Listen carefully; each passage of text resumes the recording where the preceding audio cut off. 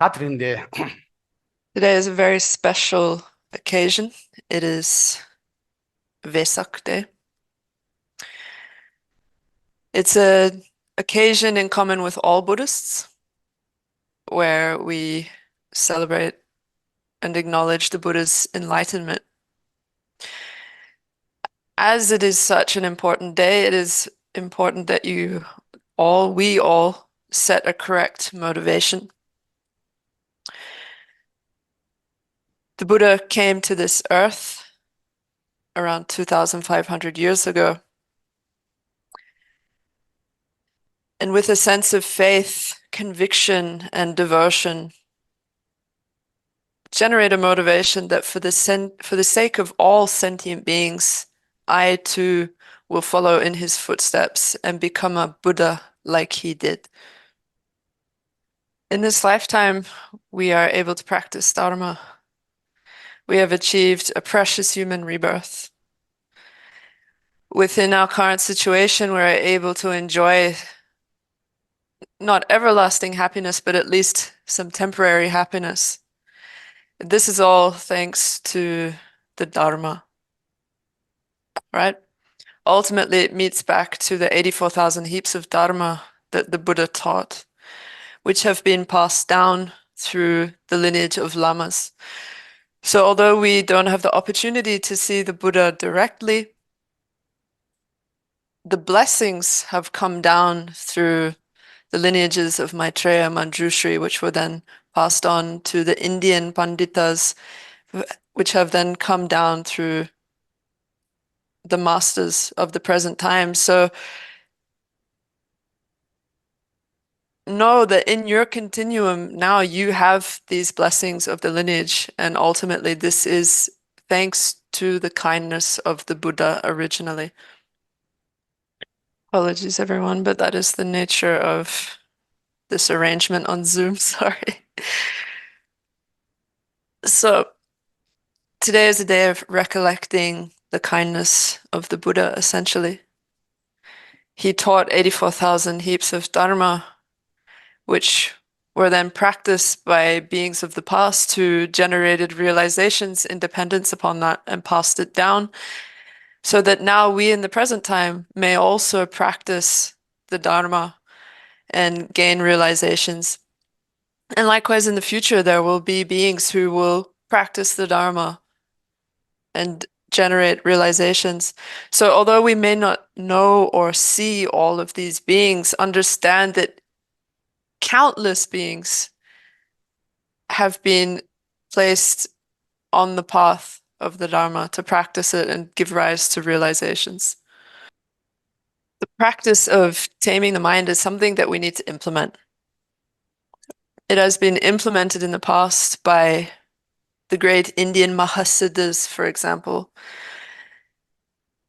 And we too, ordinary beings like those in the past who are normal people experiencing suffering, must practice the Buddha's teachings, must listen to them, contemplate them, and meditate on them,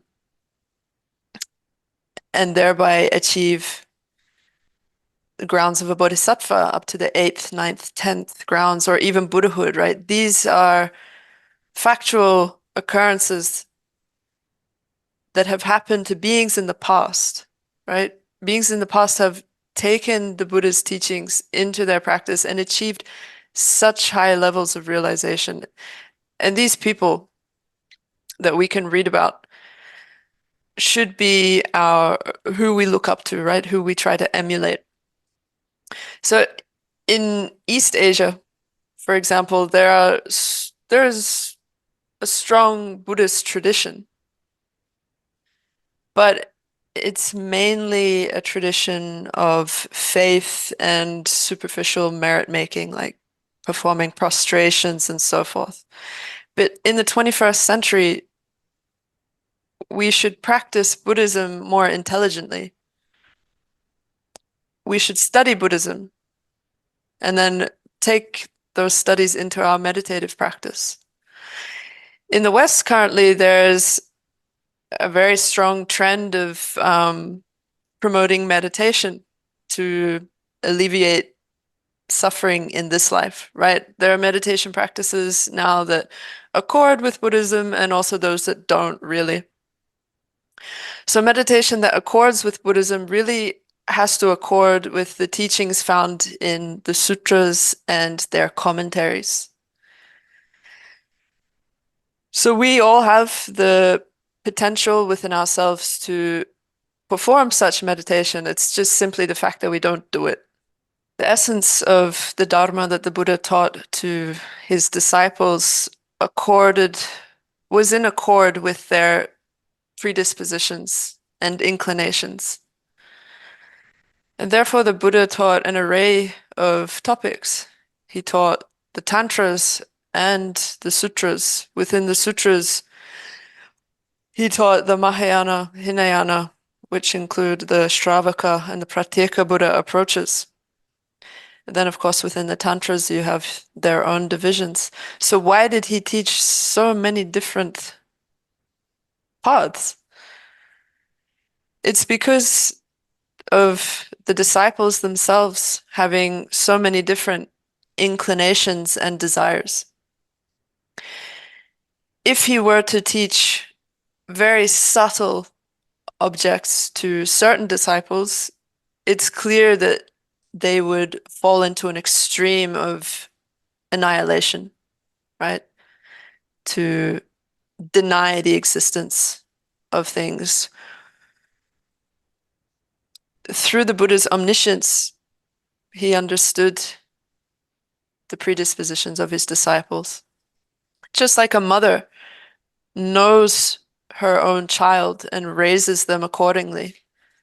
So to the Buddha, knowing the disciples' inclinations, nurtured his disciples accordingly.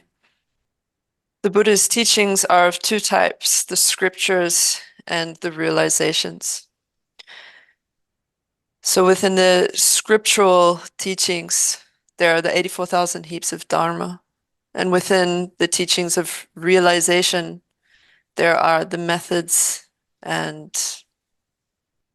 the knowledge or the wisdom. So principally among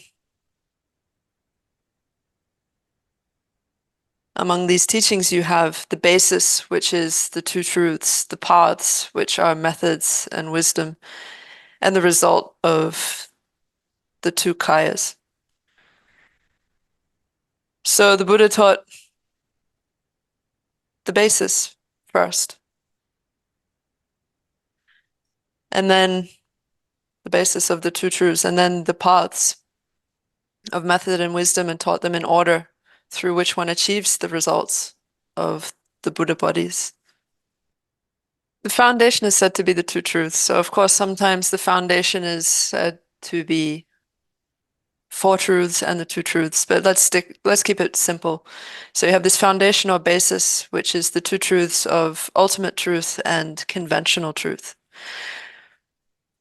Being a foundation, it makes sense that this is something that we would start with. So the Buddha didn't start by teaching the disciples about omniscience. Instead, he first taught about reality.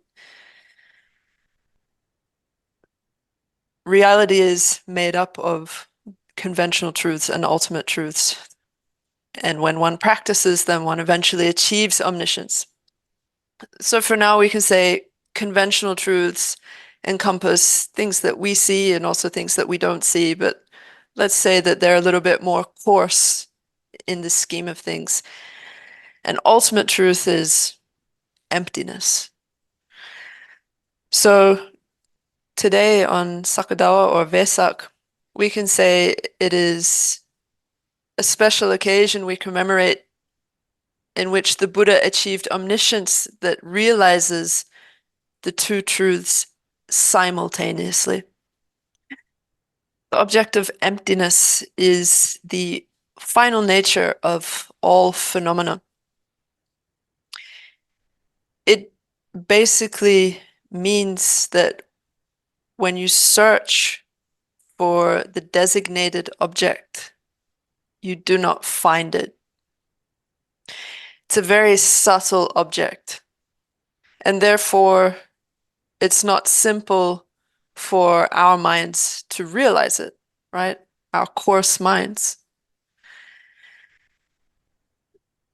There's a general presentation that demonstrates three ways in which we can be obscured toward objects.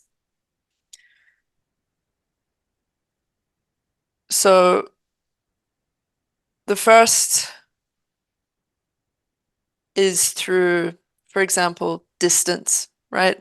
An object can be obscured for us because it's really far away. For example, Europe is obscured for me because it's thousands of kilometers away. I can't access it mentally. Right? This is a coarse, very rough way that we might not know something. Objects can be obscured for us due to time, right? Through the passing of time, even though an object might not be a subtle one, we cannot access it because we forget it or, right, just because time has passed. And then there are objects like emptiness or impermanence that are obscured for us by their nature because their nature is so subtle. So that's essentially why we haven't realized emptiness and impermanence already right now, because they are so subtle. So therefore, they are things that we need to study, right? We need to approach with such care to understand them, study them, contemplate them, analyze them, and then meditate on them to gain a realization of them. The object emptiness exists with the flowers around me. It exists with the book in front of me. It exists with all phenomena. But due to our habituations, due to not having studied, contemplated, and meditated so much, it is obscured to us due to its nature. So let's talk about the way things appear. Well, the flowers in front of me appear to be 100% existing from their own side, right? Without depending on their own causes and conditions, they appear as if they can support themselves, right? Without depending on anything else. And that's how everything appears to us right now. Whereas the reality of those things is the opposite. They all depend on something else to exist. And contemplating how things are established in dependence upon others is when we start to get to subtle dependent origination. So let's think of it in terms of us in society. What are the sort of things we say that demonstrate that we think we're established by way of our own side? We say things like, I did it. It was all me. I pulled myself up by my bootstraps. I am a self-made man. Like we say these sort of things. Or I'm the best student. It was all me, all my studies. But think about it. If these things were really established from their own side without depending upon others, then stay at home, lock the door. How long will you last without depending on others, right? It's quite clear that your existence and achievements all depend upon others. If you could contemplate and habituate yourself with this idea, it's quite advantageous. Think about how everything you need in life relies upon others to achieve it, right? We depend upon each other. Likewise, harm comes from others, right? Benefit, harm, it's all an exchange, an interaction with others. So think about our interdependence and meditate upon that is quite beneficial. Bring it into your day-to-day life. What about the house you live in? We say, I bought this house. It was all me, my achievement. Well, where'd you get the money for that, right? You accumulated money in dependence upon others. Somebody else built your house, right? If you're a businessman or a woman, you rely on customers to buy your product, right? No customers, no profit for you to pay for the things in your life. So everything in our life is depending upon others. So we might have an idea that we're so great and our achievements are simply our own. But thinking in this way, you can't find any achievement of yours that didn't rely upon others. Even your body relied upon the donation of the ovum and the sperm of your parents, right? And then as you grew up, right, your entire life relies on farmers who provide you food and businessmen who provide you products and so on and so on. And thus we come back to how things don't exist from their own side. And this is the meaning of emptiness, right? The interdependent arising of phenomena. So contemplating in this way, you start to think, oh, actually, I'm mistaken. Everything in my life and everything around me is a dependent arising. And if you meditate in this way, you start to gain an understanding of what emptiness is, and you place very good imprints for understanding it. And therefore, to realize the ultimate truth that is one of the two truths of the basis, you need to cultivate the paths, right, of method and wisdom. So to cultivate the paths, you require calm abiding and special insight as your basis for realizing emptiness. So if you don't cultivate calm abiding and special insight, which are included on the levels of the two higher realms, right? Form and formless realms. It's very difficult to realize emptiness on the basis of a mind on the level of the form realm, right? Because our afflictions are so gross, so disturbing, it makes it very difficult to realize emptiness with a desire realm mind. Since this is our experience within the desire realm, we understand a desire realm mind, right? We know that it's extremely difficult for our mind to remain upon an object, right? We become distracted immediately. So, a little bit of praise, immediately we're filled with joy. A little bit of disparagement, immediately we're upset, right? We're full of distractions and these coarse minds that make it difficult to realize something like emptiness, so subtle, on the basis of such a mind. And therefore, to realize emptiness and selflessness, you need to depend upon these minds of the higher realms, right? Calm abiding and special insight are considered minds of the higher realms. And they're not something that you will simply generate by listening to the explanations about them. You need to persistently meditate on them to generate them within your own continuum. They're not going to come about just by hearing a presentation. In the greater treatises, the desire realm mind is often explained through the analogy of a monkey, right? That jumps here and there after whatever it sees. And then Geshe said is probably in Maitreya's ornament of the sutras, the example given is an elephant. So although the body might be staying still, the mind just goes everywhere, right? Think about the office, think about home, right? It's going everywhere all the time.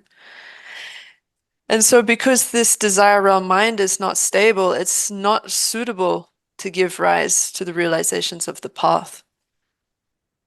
Now, the paths that include method and wisdom, right? Among those, you can posit the five paths: path of accumulation, preparation, seeing, meditation, and no more learning. And they're not all equal, right? It's like a ladder. They each have a different capacity for realization and they realize different things. And then you have minds like compassion and bodhicitta. These are included within the method aspects of the path, right? They are generated early on in the beginning while we are training. And one does not give rise to compassion and bodhicitta in order to overcome wrong modes of grasping, like apprehending the impermanent as permanent and so forth. They don't have that sort of potential. They are methods or motivations to set our direction towards Buddhahood for the sake of all beings. Then you have the two accumulations of merit and wisdom. So the accumulation of merit involves practices such as the seven limb practice, which includes offering flowers and so forth. Doing so on a day like today of Vesak with a mind of joy and a correct motivation produces vast amounts of merit. And then dedicating that merit towards omniscience for the sake of all sentient beings becomes the cause to achieve the form body of a Buddha in your future. So that's the accumulation of the collection of merit. The collection of wisdom is the meditation on the wisdom realizing emptiness. So we don't have right now a wisdom realizing emptiness in our continua. However, we can meditate on the causes that give rise to that. For example, at the very least, it is said that if you can eliminate doubt with respect to there being a wisdom realizing emptiness, it is extremely beneficial. So through the accumulation of the collection of wisdom, you accumulate the causes for the Dharmakaya of a Buddha. Right? So these three, the basis, the path, and the result, are all obviously connected. Starting with the basis of the two truths, then the paths of method and wisdom, or merit and wisdom. You then achieve the result, the bodies of the Buddha, right? Two or four, you can say the four bodies, which are the nature truth body, the wisdom truth body, the enjoyment body, and the emanation body. So is it the case that through merely having the wisdom realizing emptiness and abandoning grasping at a self and all the afflictions, one achieves Buddhahood? No, that's actually not the case, right? The method aspects are required in order to achieve Buddhahood. First, one must develop renunciation, and then compassion and bodhicitta, right? One cannot simply focus on accumulating the collection of wisdom. One requires the collection of merit. For example, in order to achieve omniscience, if the wisdom realizing emptiness is not conjoined with bodhicitta, one does not achieve Buddhahood. For example, Hinayana Arhats, right, the Shravakas and Pratyeka Buddhas, they have wisdom realizing emptiness, which takes them all the way to the state of an Arhat, but they don't achieve Buddhahood because they are lacking in the methods of bodhicitta and so forth. So you can see that even a mere attitude of renunciation doesn't suffice for the achievement of Buddhahood, right? You can't just have renunciation and a wisdom realizing emptiness, it necessarily needs to be conjoined with compassion and bodhicitta, right? Hearers or Shravakas and Pratyeka Buddhas, they have renunciation, of course, but that's not taking them towards Buddhahood. For that, one requires great compassion, right? That is generated through either the sevenfold cause and effect process or the practice of exchanging oneself and others. And then in dependence upon that, one gives rise to bodhicitta. So instead of getting into this in detail now, we will go over that, of course, in the presentation of the beings of great scope later. Right, so these three principal aspects of renunciation, then great compassion and bodhicitta together, and the correct view are required even for the practice of secret mantra, right? They're indispensable. So these are paths that are shared with the path of Tantra. So if you're doing tantric meditation or retreat, right, an approach retreat, as it's called, and you're meditating on a yidam or your practice deity, you still require a motivation of great compassion and bodhicitta, even if it's not uncontrived great compassion and bodhicitta, your practice still requires those as a foundation. So we bring these into our practice in the correct order, right? With respect to the path, which comprises method and wisdom, we need to cultivate the three trainings of ethical discipline, meditative stabilization, and wisdom. And especially as beginners, we need to create a strong foundation in the training of ethical discipline. So, as I usually say, there are three types of ethical discipline, which you've heard before. They are the discipline of controlling misdeeds, gathering virtue, and helping sentient beings. So, particularly for us as beginners, we can strive in the first, which is the discipline of controlling misdeeds. So, refraining from non-virtue day to day. Returning to the text, Essence of Refined Gold, right at the end of the section of the middle scope being. I believe Geshe-la's reading after the verse. When the thought wishing to be free from samsara arises within you as strongly as the thought of finding an escape exit would arise in a person caught in a burning house, you have become a spiritual aspirant of medium capacity. Okay, then reading into the next scope. Although through the higher trainings in ethical conduct, concentration, and wisdom, you can attain nirvana or liberation from cyclic existence, this attainment in itself is not sufficient. Why do I feel like this is not what Geshe-la read? 1 second. Oh no, I read way too far ahead. Apologies. We're before the verse. Oh yeah, okay, I found it. No, apologies. I thought we already finished this, but we haven't. So going back before Je Rinpoche said, right, in the paragraph before, we've covered the general and specific sufferings, and now it says such a state, right? The state of liberation is not without causes and conditions. So train in the practices that bring the actual attainment of liberation, i.e., the practices of the three higher trainings, ethical conduct, concentration, and wisdom.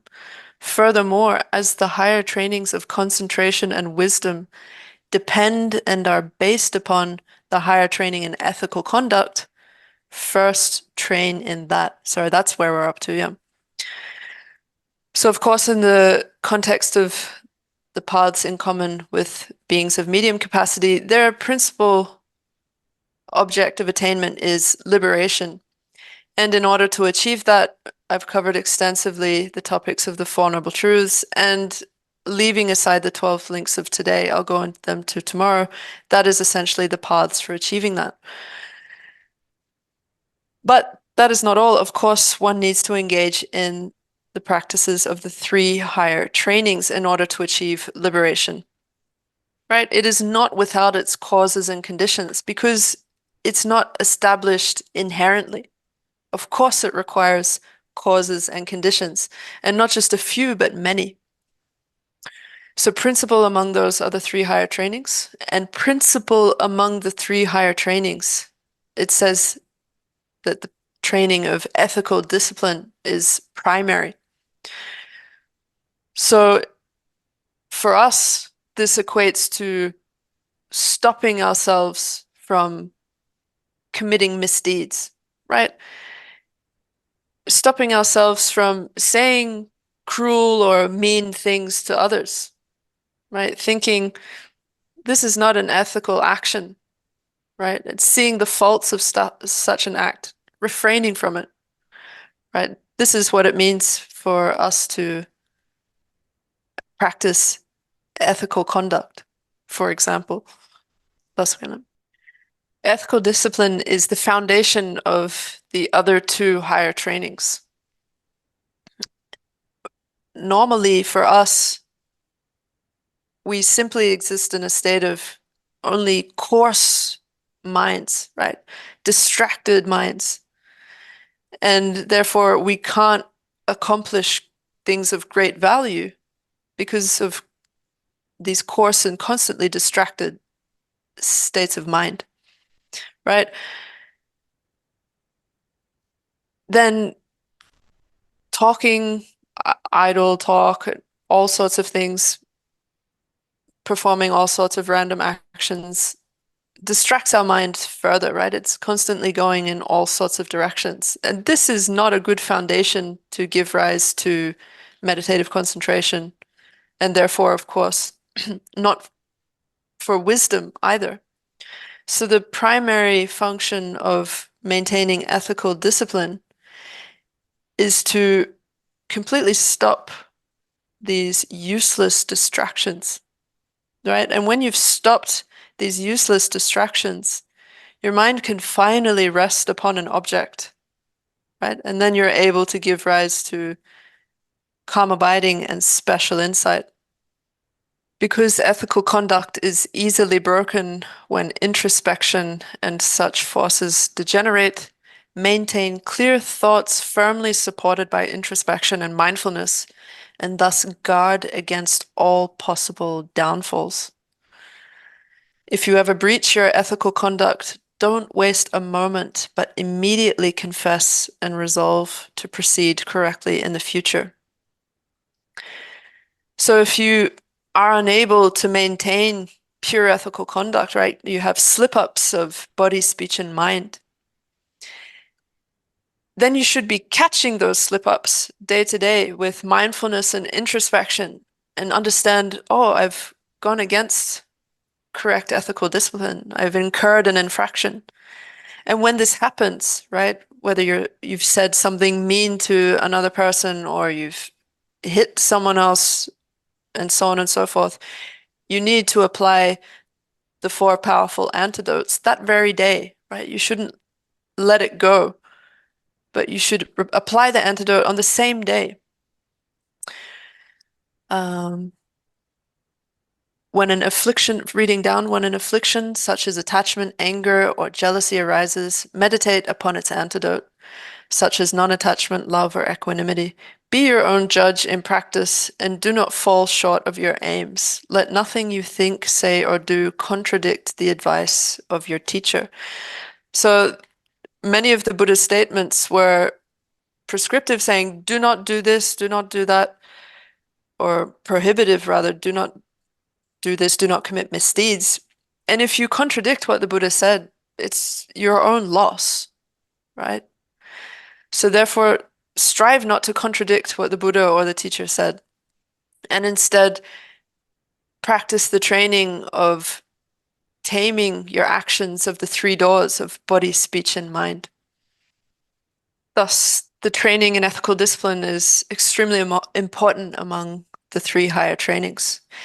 And please understand that this is a training that you can definitely implement day to day. You have the capacity. So reading down, Je Tsongkhapa said, if you do not contemplate the noble truth of suffering, the faults of samsara, the wish to be free from samsara will not arise. If you do not contemplate the source of suffering, the door to samsara, you will never discover the means of cutting the root of samsara. Base yourself on renunciation of cyclic existence. Be tired of it. Cherish knowledge of the chains that bind you to the wheel of cyclic existence.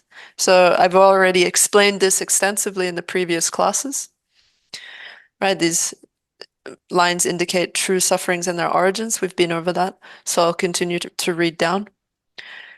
When the thought wishing to be free from samsara arises within you as strongly as the thought of finding an escape exit would arise in a person caught in a burning house, you have then become a spiritual aspirant of intermediate capacity. So an example here of samsara is a burning house that we are trapped in. So imagine how strongly you would give rise to the thought, how do I get out, right? You would start looking for an escape. Instead, we're so often attached to samsara, to this burning house that we are in. We don't recognize it as suffering. We don't see it as a burning house, but we need to cultivate that attitude and turn our minds away from samsara. Right? We need to think, I do not want to be born again and again into this suffering. And then when such an attitude arises, you have achieved like the required or desired result of the paths shared in common with persons of intermediate capacity. Just as a translation note, it doesn't really say you have become a spiritual aspirant of intermediate capacity. So thus concludes the presentation of paths shared with persons of intermediate capacity. Of course, I'll say again, the topic of the 12 links still remain. They're incredibly important, so I will be teaching them in the next class. It's not okay to leave them out. And then after this, we'll go through the paths of the persons of great capacity. So instead of this being like a regular class where I give you information that you're then examined upon, for example, let's please turn it into something that you take into your daily practice, right? This isn't to be left on the level of mere information. This is something that I want you to contemplate and meditate on.